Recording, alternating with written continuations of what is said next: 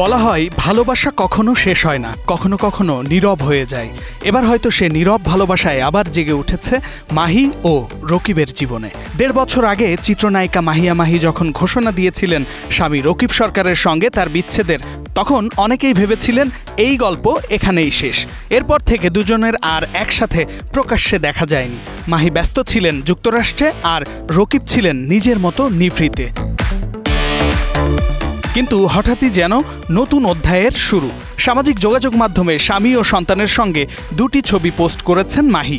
ছবির ক্যাপশনে শুধু লিখেছেন মাশাআল্লাহ।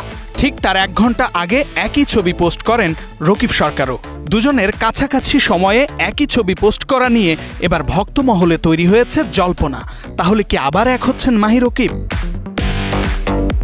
এমন ছবি সামনে আসার পর থেকেই সামাজিক যোগাযোগ মাধ্যমে ভক্তরা শুভকামনায় ভরিয়ে দিয়েছেন মাহিকে।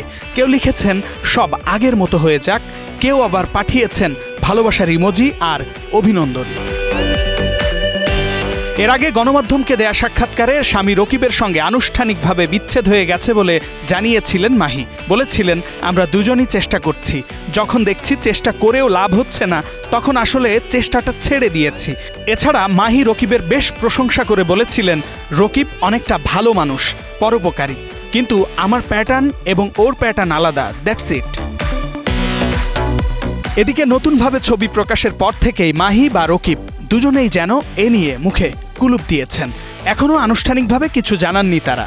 তাই প্রশ্ন থেকে যায়, এটা কি হারিয়ে যাওয়া ভালোবাসার আবারও ফিরে আসা, নাকি এক অসমাপ্ত গল্পের নতুন মোড়?